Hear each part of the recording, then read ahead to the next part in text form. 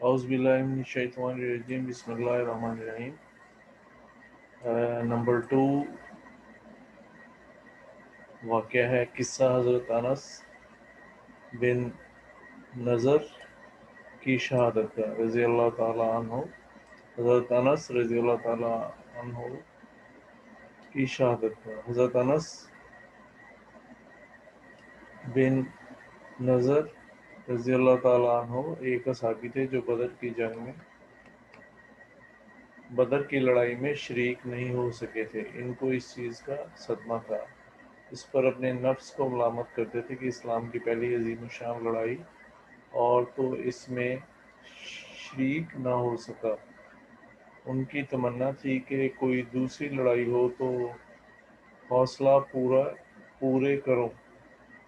اتفاق سے احد کی لڑائی پیش آ گئی، جس میں یہ بڑی بہادری اور دلیری سے شریک ہوئے۔ احد کی لڑائی میں اول تو وہ مسلمانوں کو فتح ہوئی، مگر آخر میں ایک غلطی کی وجہ سے مسلمانوں کو شکست ہوئی۔ وہ غلطی یہ تھی، حضور اکرم صلی اللہ علیہ وآلہ وسلم نے کچھ آدمیوں کو ایک خاص جگہ مقرر فرمایا تھا کہ تم لوگ جب تک میں نہ کہوں اس جگہ سے نہ ہٹنا، کہ وہاں سے دشمن کے حملہ کرنے کا اندیشہ تھا۔ جب مسلمانوں کو شروع میں فتح ہوئی تو کافروں کو بھاگتا ہوا دیکھ کر یہ لوگ بھی اپنی جگہ سے یہ سمجھ کر ہٹ گئے کہ اب جنگ ختم ہو گئی، اس لیے بھاگتے ہوئے کافروں کا پیچھا کیا جائے اور غنیمت کا مال حاصل کیا جائے۔ اس جماعت کے سردار نے منع بھی کیا کہ حضور صلی اللہ علیہ وسلم کی ممانعت تھی کہ تم یہاں سے نہ ہٹو، مگر ان لوگوں نے یہ سمجھ کر حضور صلی اللہ علیہ وسلم کا ارشاد صرف لڑائی کے واسطے تھا، وہاں سے ہٹ کر میدان میں پہنچ گئے۔ بھاگتے ہوئے کافروں نے اس جگہ کو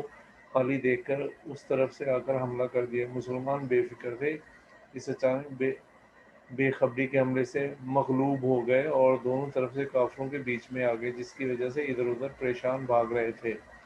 حضرت انس رضی اللہ تعالی عنہ نے دیکھا کہ درمیان میں ایک دوسرے صحابی حضرت سعد رضی اللہ تعالیٰ عنہ آ رہے ہیں۔ ان سے کہا کہ اے سعد، کہاں جا رہے ہو؟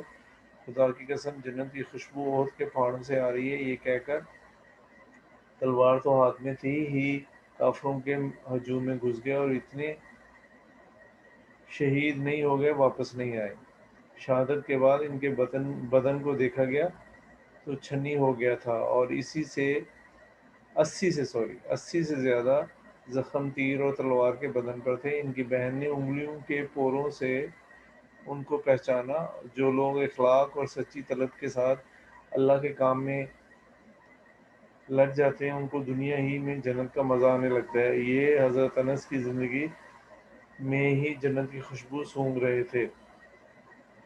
اگر اخلاص آدمی میں ہو جاوے تو دنیا میں بھی جنت کا مزہ آنے لگتا ہے۔ میں نے ایک معتبر شخص سے، جو حضرت اقدس مولانا شاہ عبد الرحیم رحمۃ اللہ علیہ صاحب رائے پوری رحمۃ اللہ علیہ کے مخلص خادم ہیں، حضرت کا مقولہ سنا ہے کہ جنت کا مزہ آ رہا ہے۔ فضائل رمضان میں اس قصے کو لکھ چکا ہوں۔ اللہ تعالیٰ آپ کو اور ہمیں عمل کی توفیق عطا فرمائے، آمین ثم آمین۔